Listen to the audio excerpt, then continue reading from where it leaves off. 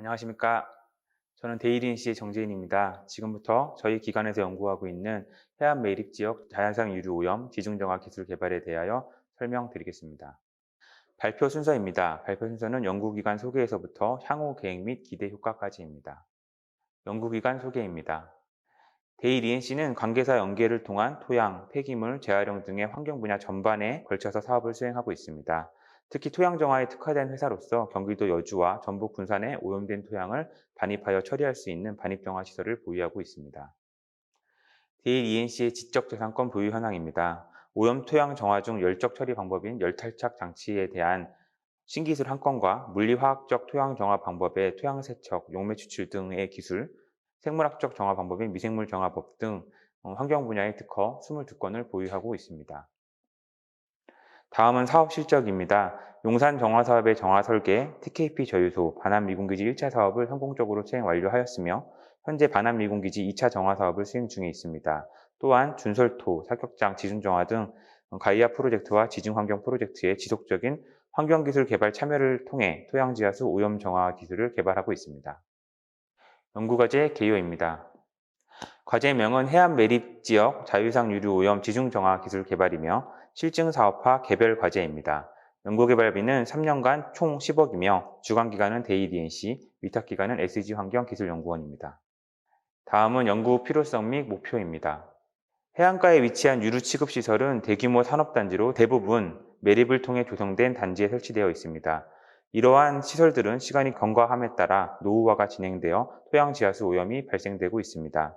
이 시설에서는 첨부의 기사와 같이 오염이 발생될 경우 축구장 3배 면적의 대규모 오염으로 확산되어 환경에 주는 영향이 매우 큽니다. 해안가 오염의 주요 특성은 고심도, 고농도 오염으로 일반적인 경유 휘발유뿐 아니라 벙커CU나 조경유 같은 기타 유류가 주요 오염 물질이며 시설의 지속적인 사용이 필요한 부지가 많아 시설물을 철거하지 않고 정화하는 지중정화 기술 개발이 필요한 실정입니다. 해안 매립지는 매립 시, 조성 시 사용된 사석으로 인해 일반적인 토양보다 오염의 이동 및 확산이 빠르게 진행되며 해수와 담수 유동 특성에 따라 고심도까지 오염이 발생됩니다. 또한 경유, 휘발유, 번큐시유 등 여러 종류의 오염물질로 인하여 다양한 오염 특성을 나타냅니다. 따라서 이러한 해안 지역의 특수성을 고려한 자유상 유류 회수 기술 및 다양한 오염원에 따른 맞춤형 정화 방안이 필요합니다. 연구 필요성입니다. 따라서 저희 과제에서는 해안가 부지 특성 파악을 위해 항구 항만 방파제의 조성 특성과 이에 따른 오염 고동 파악 자료조사를 실시하고 해안가 오염 현상을 파악하기 위해 산업단지의 입주 현황과 사용 물질을 조사하고 오염 확산 모델링을 통한 오염원 이동 모의를 실시하도록 하였습니다. 사고 발생 시 긴급 방지를 위한 오염 특성 분석과 신속한 오염 확산 방지 차단 기술 그리고 유류 회수 기술을 개발하고자 합니다. 마지막으로 이런 특성을 종합적으로 고려하여 나풀의 거동 특성 모델을 개발하고 이를 반영한 융복합 정화 기술을 개발하여 실규모 정화 장치의 현장 적용과 적응성 평가를 작성할 계획입니다. 연구개발 목표입니다. 연구개발 목표는 첫째, 현장 조사 및 자위상 유류 회수 기술 개발이며 주로 해안 지역의 오염 현황 및 석유화학 시설의 특징을 DB화하여 자유상 유류 회수 기술을 개발할 것입니다. 둘째, 파일럿 규모 정화장치 적용 및 모델링 평가에서는 해안가 매립지의 나풀 거동 특성 및 모델링을 개발하고 정화 효율 평가를 실시하며 셋째, 실규모 원위치 정화 기술 개발 및 현장 적응성 평가를 통해 해안가 부지 특성과 오염 특성을 고려한 정화 기술을 개발할 것입니다. 다음은 연차별 추진 계획입니다. 연차별로 과제의 목표를 설명드리면 1차 연도에는 해안가 오염 특성과 부지 특성을 조사하고 과제 실증 부지의 오염 특성 조사도 병행하였습니다. 또한 해안가 지하수 경계부의 특성과 석유화학시설의 DB화를 구축하였습니다. 2차 연도에는 1차 연도에 구축한 DB를 바탕으로 나풀 거동 특성을 개발하고 이를 반영하여 랩 테스트를 실시하여 파일럿 규모 장치를 현장에 적용하였습니다. 3차 연도에는 1, 2차 연도의 결과를 바탕으로 실규모 융복합 장치를 개발하여 현장에 적용 후 평가를 통해 최종 매뉴얼을 작성하는 것이 목표입니다. 다음은 연구 수행 내용입니다. 1차 연도에는 연구 수행 부지에 대하여 부지 현황 및 연구 부지 조사를 통해 부지 특성과 오염 특성을 조사하였습니다. 조사 결과 고농도의 벙커CU 오염이 확인되었으며 추가적인 오염 확산은 없는 것으로 확인되었습니다. 해안 매립지 지역 부지 특수성 및 오염 현황에 따라 벙커CU의 낮은 용해도로 이동 특성이 낮은 것으로 분석되어졌습니다. 실증 부지의 이동 확산 평가 결과 지하수위는 0.7m에서 0.8m까지 위치하지만 실제 주요 오염 구간은 지하수 심도가 아닌 1.5에서 4m까지로 오염되어 있어 내륙 지방과 달리 지하수 흐름뿐만 아니라 조수간만의 차에 의한 수직적인 오염 확산이 확인되었습니다. 실증 부지의 오염 물질인 벙커CU는 비중이 0.92에서 0.99로 물보다 약간 가볍고 유동점이 30도로서 벙커C의 회수를 위해서는 최소 30도 이상이 되어야 효율이 있을 것으로 분석이 되어졌습니다. 해수 담수 경계 특성을 고려하여 고심도의 오염 정화를 위한 유동성 증대 방안이 필요한 것으로 분석되어졌습니다. 실증 부지의 자유상 유류량 산정입니다. 실증 부지는 30년 전 유류가 2,500 입방미터가 누출되었으며 현재까지 회수량은 약 2,000 입방미터입니다. 누출된 물질은 사고 지점으로부터 수평적으로 0.9km 정도 이동하였고 누출 특성은 사석층과 공장 경계면의 점토층에 따라 수리 전도도 차이에 의하여 확산되었습니다. 프로그램을 이용하여 현재 자유상 유류의 잔류량을 산정 결과 약 156 입방미터가 잔존하고 있는 것으로 평가되었습니다. 트렌치 설치를 통한 자유상 유류 회수입니다. 트렌치를 설치 시 최초 유류 두께 30cm에서 시간이 지날수록 감소됨을 확인하였습니다.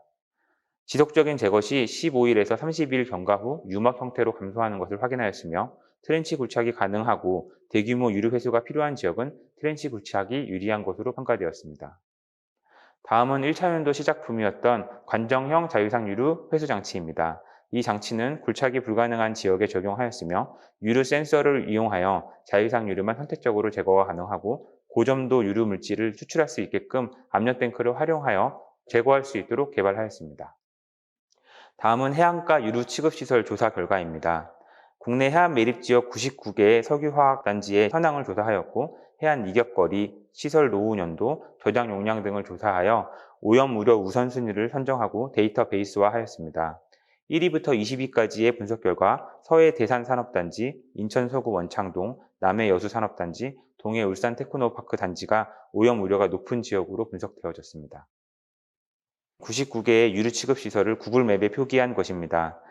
앞서 말씀드린 것처럼 해안가 매립 지역에는 특정 지역의 석유화학시설이 집중되어 있으며 서해는 대산, 서구 원창동, 남해는 여수, 동해는 울산 테크노 산업단지가 주로 분포하고 있었습니다. 이 중 저희는 동해, 서해, 남해, 연안별로 대표 해안 매립지를 우선순위 결과를 바탕으로 선정하였으며 서해는 대산공장, 남해는 광양 OCI, 동해는 실정부지인 묵호항을 선정하여 분석하였습니다.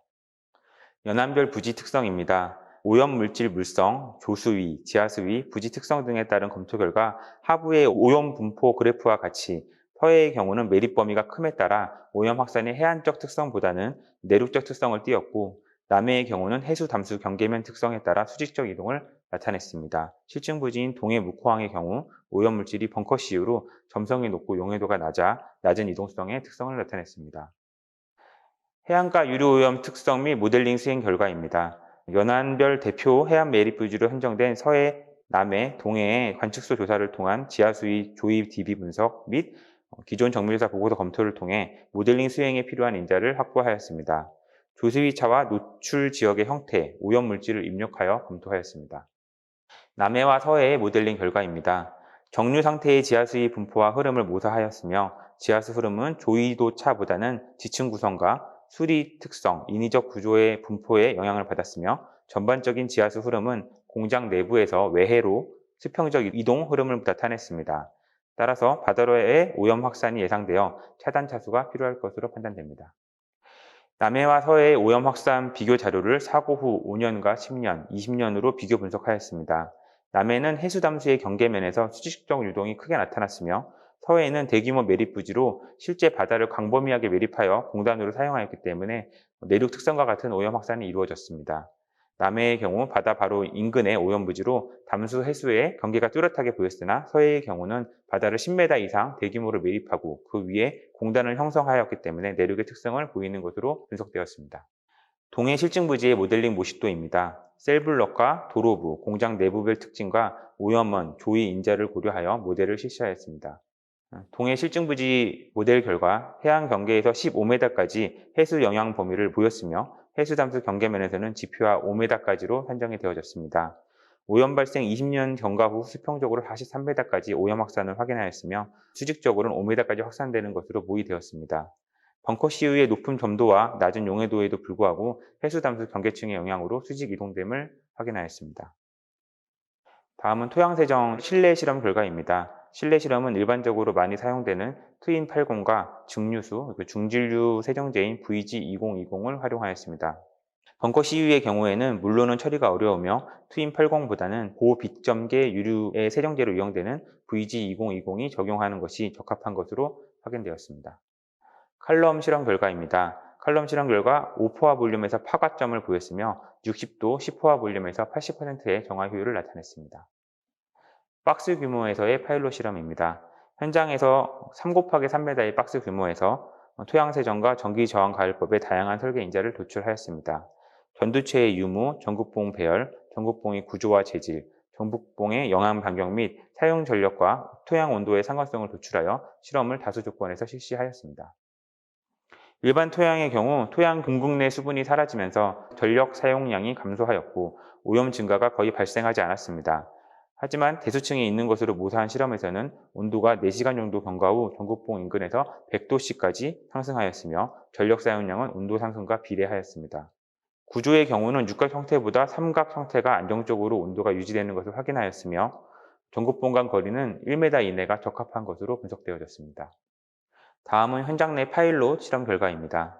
전기저항 가열은 앞서 말씀드린 것처럼 삼극 배열로 영향 변경 1m 30A의 8세트 트랜스형으로 제작하여 정기적인 지락을 방지하였으며 토양 세정은 고점질 벙커 CU 추출을 위해 추출 압력이 높은 수봉식 펌프를 적용하였고 세정제인 VG2020 주입을 위해 토양 세정용 관정 26개를 설치하여 적용하였습니다. 모니터링은 데이터 로고를 이용하여 온도를 실시간으로 관측하였습니다. 랩 테스트와 파일럿 장치 결과를 바탕으로 실규모 장치를 개발하여 연구 대상 현장에 적용 중에 있습니다. 장치는 지중 온도 상승을 위해 전기저항 가열 장치와 세정제는 고온으로 주입하기 위해 스팀 보일러, 추출한 오염을 처리할 수 있도록 물리화학적 수처리 장치로 구성되어 있습니다. 또한 이동이 용이하도록 오른쪽 상단에 있는 그림처럼 트레일러 상부에 장치를 설치하여 설치 및 이동이 용이하도록 제작하였습니다. 다음은 연구 결과와 적용 사례입니다. 현재 시작품을 제작하여 현장에 적용 중에 있습니다. 현재까지 운영 결과 토양 내 온도는 최초 15도에서 40도까지 상승하였고 자유상 유류 추출이 진행됨에 따라 관정 내 자유상 유류 두께도 감소하였습니다. 정화 효율을 위한 토양 정화 모니터링 결과 초기 오염 대비 현재 약 43%까지 오염이 저감된 것을 확인하였습니다. 다음은 연구과제 성과입니다. 현재 자유상 유류 제거 시스템 및 자유상 유류 제거 방법을 특허로 등록한 상태입니다. 다음은 연구과제 성과입니다. 현재 자유상 유류 제거 시스템 및 이를 이용한 자유상 유류 제거 방법을 특허로 등록한 상태입니다. 논문은 국내 논문 2건, SCI 논문 1건이 현재 심사 중에 있습니다. 다음은 적용 사례입니다. 적용 부지는 공공양의 공공공장 토양오염 정화 사업으로 오염물질은 벙커 CU이며 총 사업비는 약 200억입니다. 오른쪽 상단과 같이 다량의 자유상 유류를 수거하였으며 굴착 가능한 지역은 토양 열탈착법을, 굴착이 불가능한 지역은 본 과제에서 개발한 세정제와 열봉 기술을 현장에 적용하였습니다. 다음은 향후 계획과 기대 효과에 대해 말씀드리겠습니다. 토양지하수 관련 국내 시장은 2020년 기준 약 5천억 정도입니다. 금년부터 시작된 중국 시장의 경우 10조 원 규모로 알려져 있습니다. 본 과제는 대형 유류 취급 시설의 정화와 해안 지역 자유상 유류 및 오염 확산 차단 필요 지역의 활용이 가능할 것입니다. 그 밖에 군부대나 산업단지, 철도 역사 등 유류 오염 지역의 지중정화 사업에도 활용이 가능할 것으로 판단됩니다. 특히 국내 석유화학단지와 제철소는 앞서 말씀드린 것과 같이 시설 노후화에 따라 정화 수요가 많이 존재합니다. 이런 지역들은 해안 매립지의 특성을 고려한 정화 기술이 필요한 실정입니다. 따라서 국내 경제 안정과 산업시설의 지속적인 운영을 위해서도 기술 개발이 필요할 것으로 판단됩니다. 마지막으로 본 과제를 통해 기술적, 환경적, 경제 및 산업적 측면, 일자리 창출에서도 기대가 높을 것으로 판단됩니다. 이상으로 발표를 마치겠습니다. 감사합니다.